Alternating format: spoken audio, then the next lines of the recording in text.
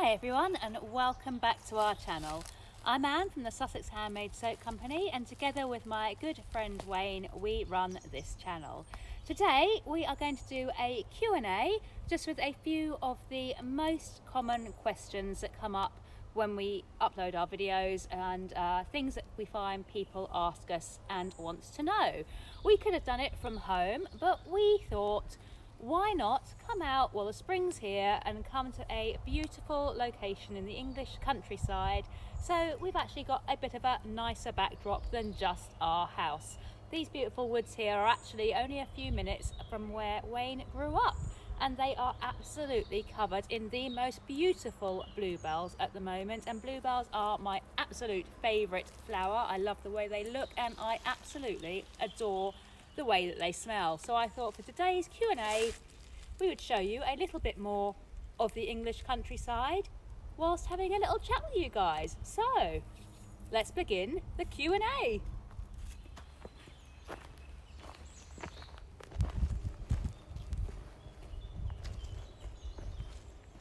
So probably the single most common question that we get asked is where we buy our ingredients, and that covers everything from the essential oils to the oils and butters to the clays. We get a lot of people wanting to know where we actually source our ingredients from, and we source from a number of different places. For things like oils and butters, so your kind of carrier oils like your castor oil, your cocoa butter, coconut oil, things like that, we go to the soapery, the soapery.co.uk I believe it is, and they do a load of really reasonably priced oils, and they're actually really quick with shipping as well, and the shipping is free, which is a bonus. So we source the majority of our oils and butters from there. The only difference is olive oil. Olive oil, we tend to just buy it from the supermarket because it's the cheapest place we can find to buy it from. So if it's the cheapest place, why not use it? When you come down to things like essential oils, we tend to either use Mystic Moments in the UK or we use the Soapery. Again, those are the two places that we tend to use for our essential oils. When you're thinking about things like clays, we love Found in Bio for our clays. They are actually based in Portugal, but they offer free and fast shipping to the UK, and they are a small company. There's only two of them in the company. It's a family business, and they do brilliant clays and fantastic customer service. So we buy most of our clays from there. Fragrance oils and things like that, I tend to buy my fragrance oils from either Candle Shack here in the UK, or if I want something a little bit different, I do actually purchase from Brambleberry in the US. So that covers most of our ingredients and where we actually source them from. So have a look at those websites. There are other websites as well that you can source ingredients from. For the slightly more involved ingredients like the SCI powder that we use in our bath bombs, we use Bay House Aromatics. They are a soap making website, and they do a lot of the harder to get hold of things like the SCI powders and the preservatives and things like that. So that is another good one to look up if you are looking for slightly more involved ingredients. So that is where we buy the majority of our ingredients from.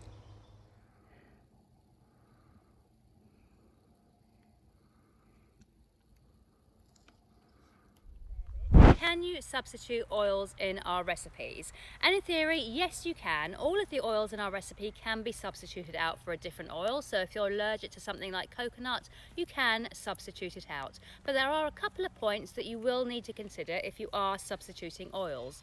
And the first is that all oils add different qualities to your soap bars. So some will add bubbles and great lather, some will add hardness and things like that. So if you are taking an oil out, you want to try and add in another oil that has similar properties so that your soap bar doesn't end up being too soft or not bubbly enough or something like that. And the second thing you will need to consider is that you will need to run the recipe through a lye calculator, because the required amount of lye for the recipe may well change. So the best thing to do is just go on to the lye calculator, kind of type in the new numbers and the new weights of your oils that you want to use, and that will tell you not only how much lye you need, but it will also tell you the kind of final qualities that you can expect that bar of soap to have. So lye calculators are really useful if you are substituting oils. But yeah, bear those 2 key points in mind and you'll be fine switching out the oils in our recipe for other oils if you want to.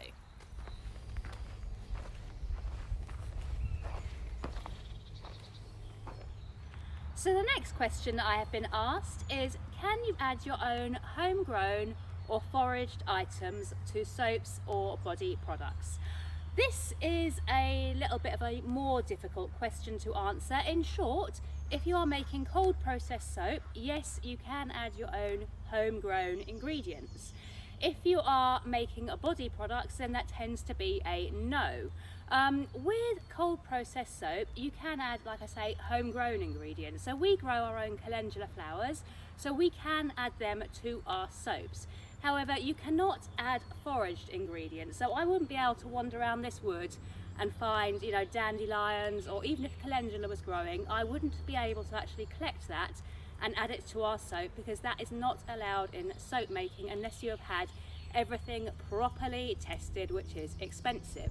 And the main reason for that is that with foraged ingredients, you don't know if they have had any pesticides on them, you don't know if there has been animal urine on them, so you cannot add foraged ingredients to your soaps. With body products, you cannot even add homegrown ingredients, so we cannot add our calendula petals to our body products, we can only actually add them to our soap. So foraged ingredients completely out, whether it is soap or body products. Homegrown ingredients that you have grown yourself and you know where they are and you know that they've had no pesticides, yes to cold processed soap, but no to things like body butters or creams or scrubs.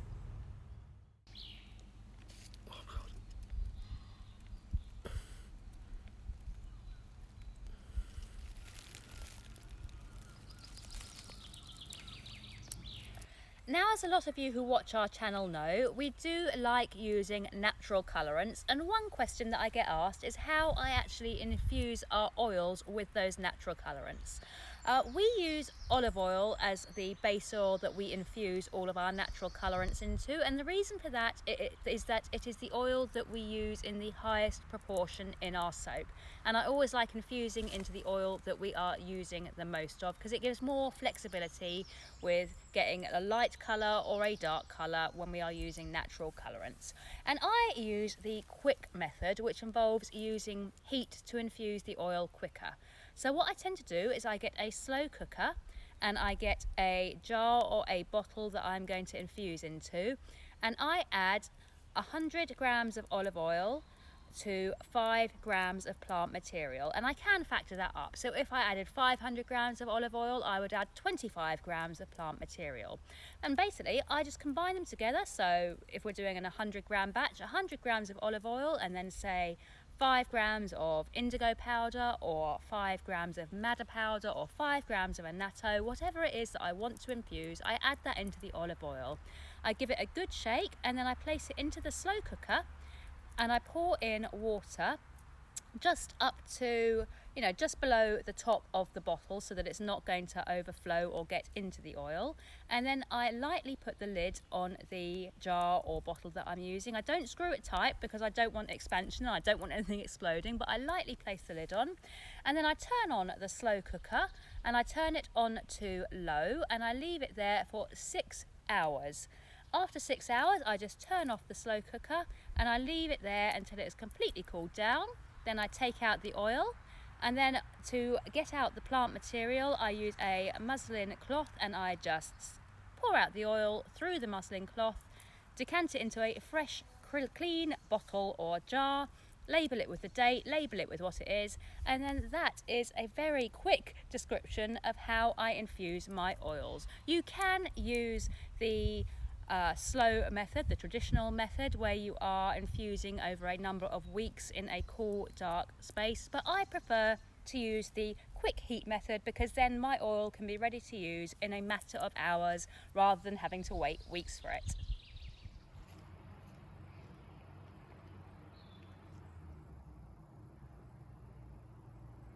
So staying on the theme of natural colours, another question we sometimes get asked is, why are my natural colours turning brown in my soap?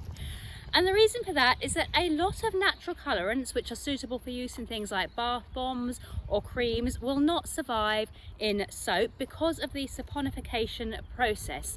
Something like a beetroot powder will give you a gorgeous red colour until you add it into soap, and then it will turn to a kind of murky brown. There are only a few natural colorants that will actually hold up to being used in cold processed soap. So the things like your indigos, your madder, your alkanet, your annatto, those are kind of the staple colorants that I use. And for greens and things, I use spirulina.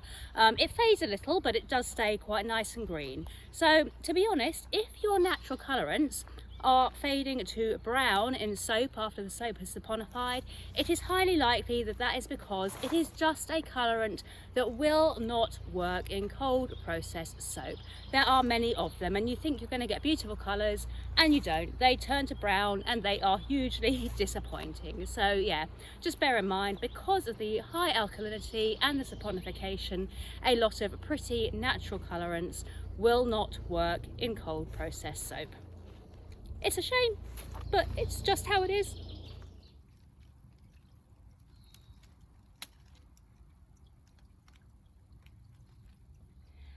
And our final question on natural colorants is, do they fade or change during cure?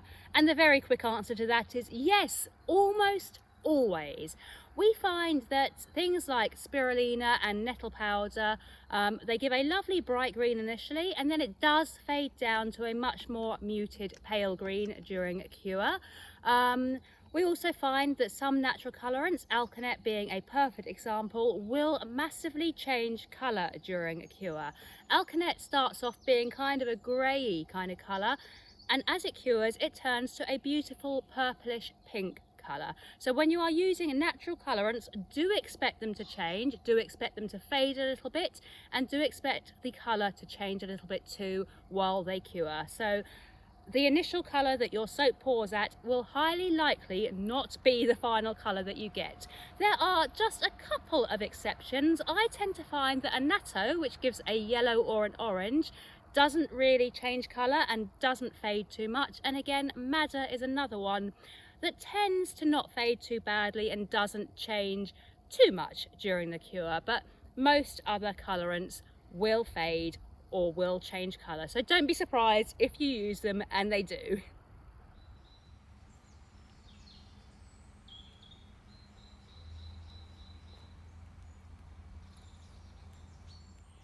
So sticking on the theme of things turning brown, another question people like to ask is, do our botanicals, for example our lavender buds and our dried rose petals, turn brown when we use them on soap?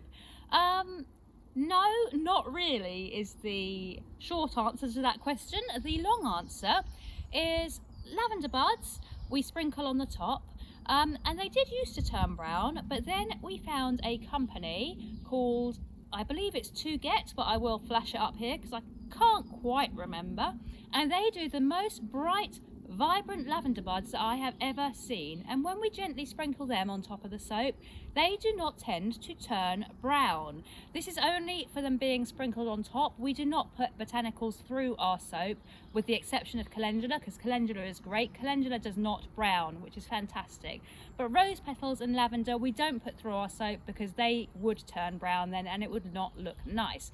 But when sprinkled on top, the lavender doesn't go brown for us personally. And rose petals, when we use pale rose petals, like a pale pink, we did find they did tend to brown a little bit. So we are now using much darker rose petals. They're kind of a nice bright cerise pink, a very dark, beautiful pink, and they do not seem to turn brown when they are just sprinkled on the top. I say a very light sprinkling and very gently pressed into the surface of the soap, and then we find that we don't actually get any browning of our botanicals. And I know a lot of people say that they do, but honestly, from our experience, when they are just on the top and they are gently pressed in, we don't seem to get any browning, which is why we use them.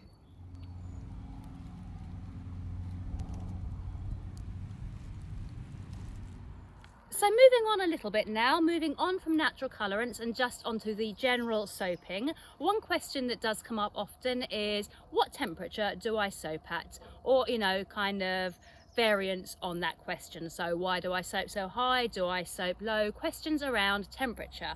And we tend to soap at around about 120 degrees Fahrenheit, which is quite high. I know a lot of soapers do soap a lot lower, a lot soap at room temperature.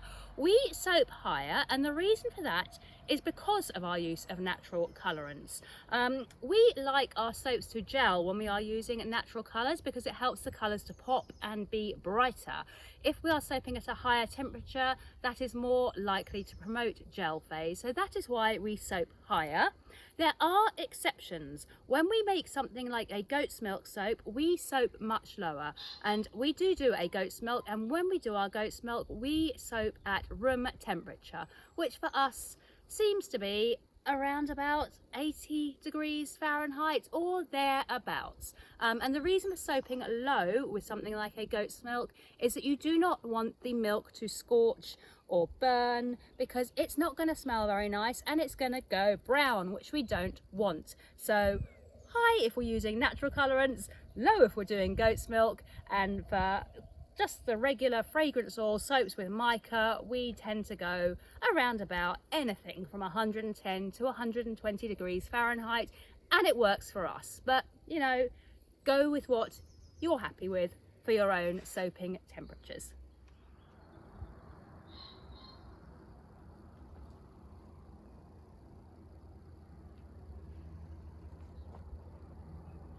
So another question we have been asked a couple of times is not so much to do with soap making, but more to do with mould making. We are currently working on a mould to create our own kind of designs in soap, and Wayne is doing all of that with the silicone mould making, and we have been asked if we can do a video showing how we make our silicone moulds. And the very short answer to that is yes, we can. Yes, we will. We don't know when it'll be because we're pretty busy, but at some point we will be doing a video showing you how we make our silicone mould. So you'll have that to look forward to at some point.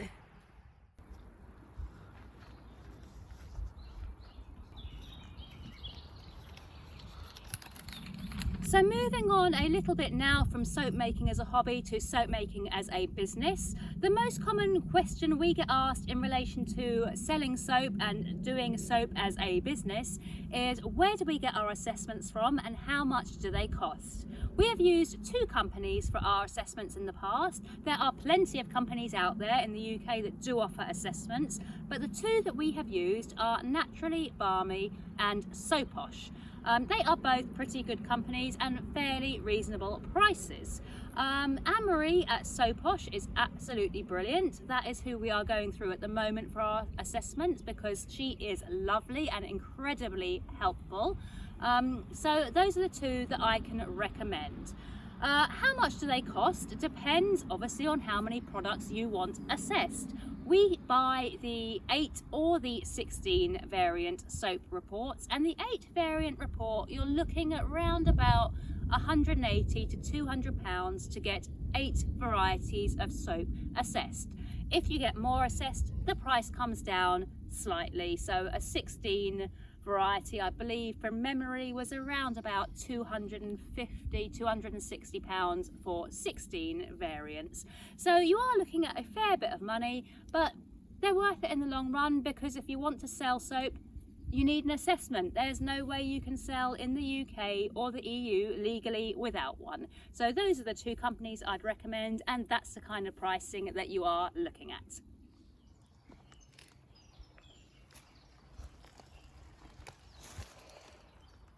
Following on from assessments, the next question we have been asked is, can you give away your unassessed soaps as samples, or can you give them away to charity?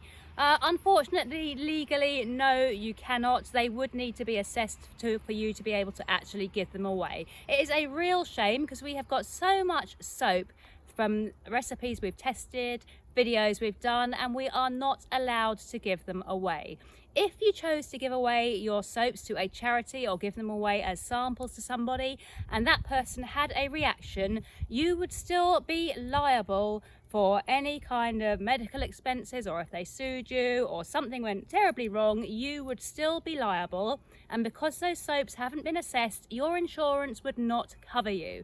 So although it would be absolutely lovely to be able to donate them to charity, it is just not worth doing, because if something goes wrong, you'll be liable and you could lose everything. And if you are self-employed, you could lose your house, your home, things like that. So it is unfortunately not a risk worth taking. A real shame, but unfortunately, no, we cannot give them away.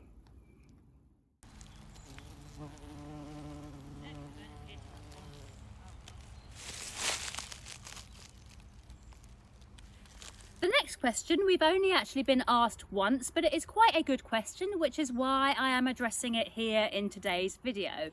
And that is, if I make soaps and body butters, can I get them assessed on the same assessment, or do I need to pay for separate assessments? Unfortunately, you do have to pay for separate assessments. You cannot have something like soaps and body butters on the same assessment. It's a shame, but it's just how it works. If you are getting soaps assessed, then you need to buy a soap package and all of the ingredients and all of the recipes will be soaps. If you are doing body butters, you need to buy a separate assessment for your body butters. So you cannot mix the different things on different assessments. Bit of a shame, costs you more money, but it's the way things go, and that's how we have to do it, unfortunately.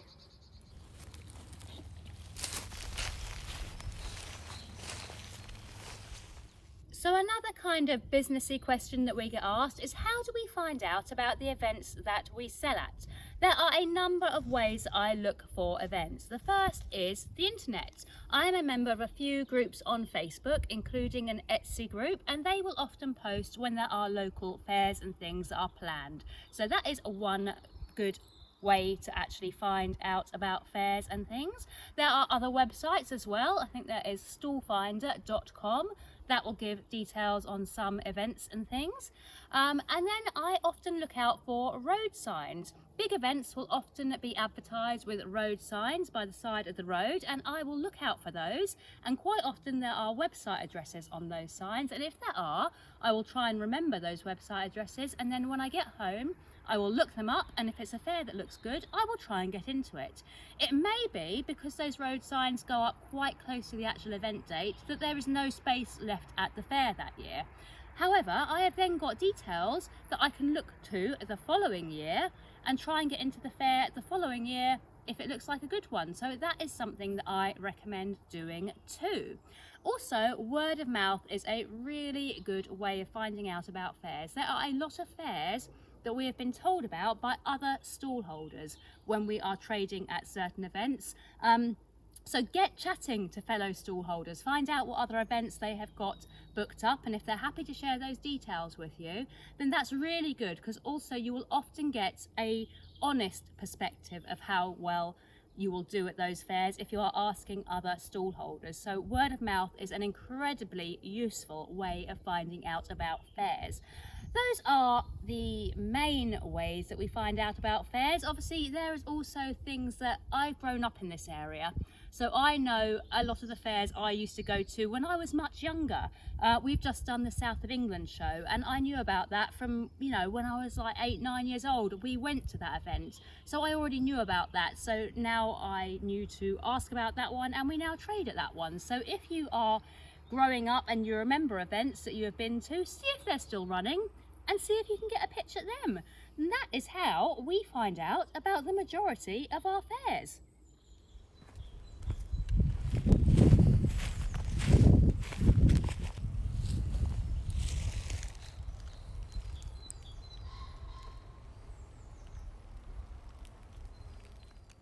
So So that is it for today's Q&A, and I have to say I have thoroughly enjoyed my walk around this beautiful countryside. It is a lovely day, beautifully sunny. I can smell the bluebells, a real lovely spring day here in the south of England, and I hope you've enjoyed coming on this walk with me as well. I just thought it'd be so much nicer doing the Q&A in an environment like this rather than stuck inside where you've got white walls and not a lot else to look at. If you do enjoy our content, please do hit that subscribe button, leave us a comment, let us know what kind of videos you'd like to see next, and as always, give us a little like if you want to. Thank you for being with us today, and we shall see you next time, probably back at home for some more soap making, bath bomb making, body butter making of some description. See you then. Bye. Squirrels.